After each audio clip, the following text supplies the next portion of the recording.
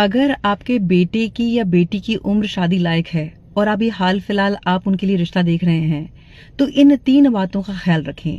बात चाहे बेटी की रिश्ते की हो या बेटी की। सबसे पहले बात करते हैं हम, जब लड़कों के रिश्ते की बात होती है तो किन बातों का ख्याल रखना है। जैसे हम एक रिश्ता देखने गए लड़के के लिए, अब ये देखना है कि जब बेटी के हम पहुंचे तो उसके परिवार के सारे लोग वहां मौजूद हैं, जिसमें उसके चाचा, ताऊ, मामा सब लोग हैं। अब ये नोटिस करना है कि वहां जब कॉन्वर्सेशन स्टार्ट होती है तो आपसे सवाल सबसे ज्यादा कौन कर रहे हैं। अगर उस परिवार के मेल आपसे जवाब कर रहे हैं, सवाल कर रहे हैं, तो आप सही जगह पे हैं और इस बात का पेशेंसली जवाब दें, क्योंकि वो अपनी बेटी को एक जिम्मेदार हाथों में देना चाहते हैं, इसीलिए वो आश्वस्त हो रहे हैं कि आप उसके लिए राइट मैच है कि नहीं है। और दूसरा, जिस परिवार में मेल डोमिनेंस होता है तो वो साल, 2 साल, 5 साल में ही कभी वो अपना हस्तक्षेप रखेंगे जब कोई मौका होगा, अदरवाइज उन्हें एज सच कोई इंटरफेरेंस होता नहीं है।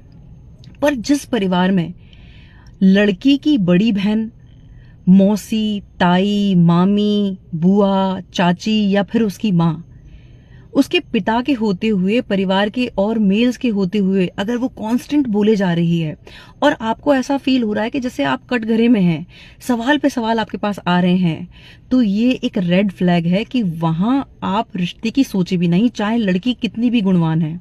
क्योंकि आप ये समझ लें कि आप वहां बिजनेस के लिए जाएंगे या आप जॉब के लिए जाएंगे और पीछे से कॉल वहां सीधा पहुंचेगा और रिमोट कंट्रोल हमेशा वहां से होगा। जो भी आपकी लाइफ ऑपरेट होगी वो वहां से होगी, कंट्रोल वहां से है। इसीलिए ऐसे परिवार में शादी बिल्कुल ना करें। और अगर आपके घर में लड़की के लिए रिश्ते वाले आ रहे हैं तो ये गलती करने से बचें। ऐसी किसी भी महिला को अपने परिवार में उस समय आने का आमंत्रण ना दें जिसके होने से बात खराब होती है। इस बात को समझें कि लोग सहजता, सरलता को पसंद करते हैं। अब तो जो अगर मैं बिजनेस की भी बात करूं ना, तो बिजनेस में भी लोग मोल भाव करने वाले जो कस्टमर्स हैं, क्लाइंट्स हैं, उन्हें पसंद नहीं करते। उन्हें पसंद है कि क्वालिटी क्लाइंट्स हों और जो सरलता, सहजता के साथ डील को डन करें। तो ये तो रिश्ते की बात है। तो ऐसी महिलाओं को इनवाइट करने से बचें अगर आप चाहते हैं कि आपका रिश्ता पक्का हो जाए। दूसरी बात, अगर अभी रिश्ता पक्का हुआ है और वहां से डिमांड आने लगी कि दामाद जी आपने तो बिटिया को फोन नहीं दिलाया, बड़ी बहन कह रही है आप तो कंजूस हैं, आप तो उसको फोन नहीं दिला रहे हैं, या वो खुद कह रही है कि आपने इतना सस्ता फोन दिलाया है, मेरे जीजू ने तो मेरी दीदी को आईफोन दिलाया था, तो यहाँ ये समझ लें कि ये रेड फ्लैग है।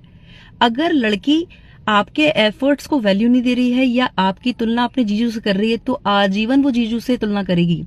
और ये वो प्रजाति है जो आपके जिंदगी में जब कुछ अप डाउन आएंगे तो ये सामंजस्य की बात नहीं करेंगे, ये 70% दावेदारी रखेंगे आपकी प्रॉपर्टी में हिस्सा लेने की। मतलब सीधे ये बात रिश्ता खत्म करने की करेंगे और 70% उन्हें चाहिए होगा। इसलिए ऐसे लोगों से हाथ जोड़ लेना बेहतर है। तीसरा, जहां माँ बात बात पे ये कहती है कि साहब मेरी बेटी ये नहीं करेगी, मेरी बेटी वो नहीं करेगी, और ये बात मैं इसलिए कह रही हूँ कि मैंने बहुत दुख देखे हैं। यहाँ ये समझना जरूरी है कि सिर्फ प्री वेडिंग या फिर डेस्टिनेशन वेडिंग का नाम शादी नहीं है। शादी एक जिम्मेदारी है। आपने अपनी लाइफ से क्या इंपॉर्टेंट लेसन सीखे, ये आपको अपनी बेटी को सिखाना है। क्योंकि जब शादी में उतार चढ़ाव आएंगे तो वो राइट टाइम होगा जब वो एक वाइज डिसीजन लेगी और अपने परिवार के साथ सामंजस्य बना के चलेगी। जहां माँ का इतना डोमिनेंस है कि वो ये नहीं करेगी, वो नहीं करेगी, तो वो लड़की कभी भी कॉम्प्रोमाइज करने के लिए तैयार नहीं होगी और छोटी छोटी बातों पर रिश्ता तोड़ने की बात करेगी, ये श्योर है। तो ऐसे भी परिवार में रिश्ता ना करें तो बेहतर है। अब हम बात करते हैं जब लड़की के लिए रिश्ता देखने जा रहे हैं तब क्या गलती कर देते हैं जाने अनजाने पेरेंट्स, वो समझना जरूरी है। इस बात को समझ लें कि आपकी बेटी से ज्यादा आप आपकी बेटी को सबसे ज्यादा जानते हैं। आपकी बेटी के अवगुण और गुण आपसे बेहतर कोई नहीं जानता है। तो आपकी बेटी कैसे खुश रह सकती है वो आप जानते हैं। कई बार माता पिता को ये गलत फहमी होती है कि एक बड़ा सा आलीशान घर है, बंगला है, फैक्ट्रीज चल रही हैं, नौकर चाकर हैं, तो लड़की जेवर में लदी होगी और बहुत खुश होगी। यहाँ इस बात को समझ ले कि बहुत सारी ऐसी लड़कियां हैं। अगर मैं भी अपनी बात करूं तो मुझे ऐसा ज्वेलरी से कोई बहुत ज्यादा प्रेम नहीं है। मुझे हमेशा परिवार ऐसा अच्छा लगता है कि जिसमें माहौल हंसी खुशी का हो, जहां पर एक दूसरे की आर्ट का रिस्पेक्ट हो। तो अगर आपकी बेटी के भीतर कोई कला है और वो ये चाहती है कि उस आर्ट पे काम करे। तो ऐसे सरल परिवार को चुने जो आपकी बेटी के इस गुण को महत्व दे। ये जो बंगले दिख रहे हैं उसमें आपकी बेटी घुट के रह जाएगी, क्योंकि वो उसको पंख चाहिए, और वहां उसको ज्वेलरी तो मिल जाएगी, लेकिन वो हर चीज डिसाइड होगी उसके परिवार से कि उसे क्या करना है और क्या नहीं करना है। तो अपनी बेटी को आप सबसे ज्यादा जानते हैं, तो उसकी उस समझ और उसकी उस चॉइस का सम्मान करें। दूसरा,